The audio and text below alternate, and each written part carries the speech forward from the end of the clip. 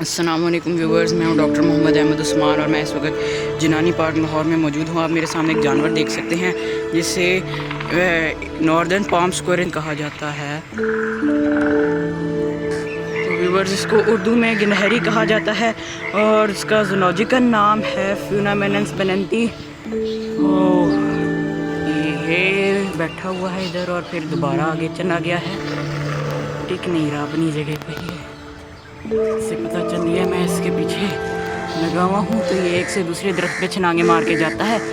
और व्यूवर्स, इसका डिस्ट्रीब्यूशन की बात करें पाकिस्तान में तो पंजाब और सिंध में पाया जाता है, फिर कहीं चला गया है। व्यूवर्स, इसके इकोलॉजिकल रोल की बात करें तो इसका जो इकोलॉजिकल रोल है वो ये है कि ये सबसे पहले तो इसके जो फर है, इसका जो इकोलॉजिकल रोल है वो ये है कि इसका जो फर है उसके ऊपर जो पॉलन ग्रेन्स होती हैं पौधों की वो लग जाती हैं और इससे एक से दूसरे पौध पर जो फूलों पे जाता है वहाँ पे गुजरता है तो उससे पॉलन की ट्रांसफ़र होता है। इसके अलावा ये सीड की को भी जो बीज होते हैं फलों के नट्स के उनको ये खाता है। वो खा के जब ये खारिज करता है उसको तो उससे अलग अलग जगह पे वो उगते हैं। और ये अब चीख रहा है, ये देखिए अलर्ट कर रहा है, इसको मैं ख़तरा लग रहा हूँ। इसकी वजह से जो प्लांट्स की पॉपुलेशन है उसको ये बहुत फ़ायदा पहुँचाता है। तो इसका एक इकोलॉजिकल रोल भी है कि सारे परिंदे पागल हो चुके हैं और ये भी पागलों की तरह चीखें मार रही है, उनको अलर्ट कर रही है। ये इसकी अलर्ट साउंड होती है, ये जो आप इस वक्त सुन सकते हैं। और एक कौवे भी सबको अलर्ट कर रहे हैं, फिर चीनें भी अलर्ट कर रही है। इधर अफरा तफरी मच चुकी है क्योंकि मैं 2 घंटे से इसका पीछा कर रहा था।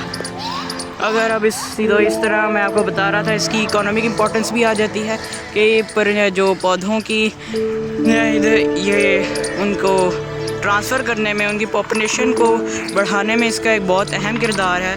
इस वक्त ये पता नहीं क्या कर रहा है, फिर आगे चला गया, फिर और आगे चला गया।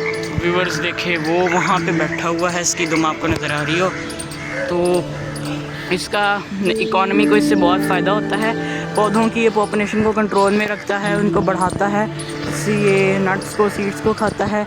तो ये इसका बहुत बड़ा फ़ायदा है। लेकिन जो किसान ज़राअत हैं वो इसको एक एग्रीकल्चर पेस्ट मानते हैं, यानी जो फसलें उनके लिए ख़तरनाक मानते हैं। और पार्क्स के जो मैनेजमेंट बने हैं वो भी इसको पार्क्स के लिए ख़तरा मानते हैं, जिसकी वजह से इसको बहुत बड़ी तादाद में मारा जाता है। तो ये एक बहुत गलत बात है, किसी भी बेज़ुबान जानवर को इस तरह नहीं कत्ल करना चाहिए बिना किसी बात की कन्फर्मेशन के बगैर।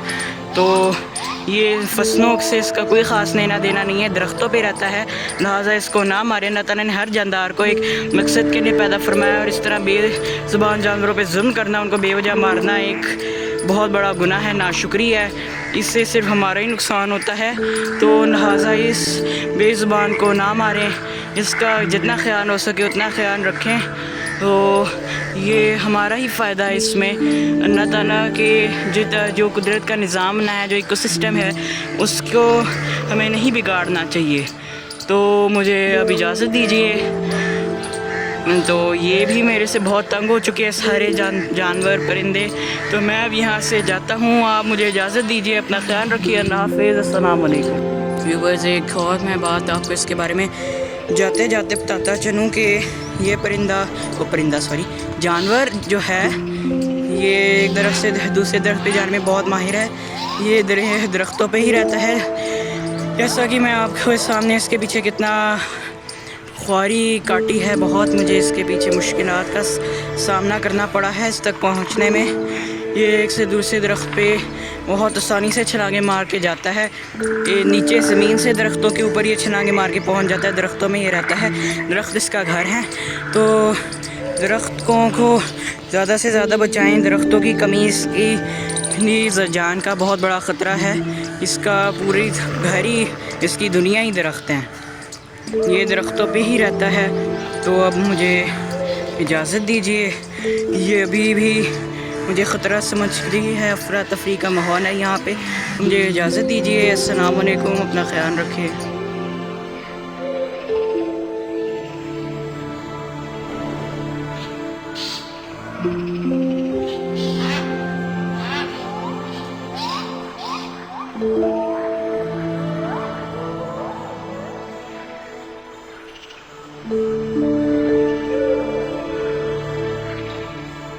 है।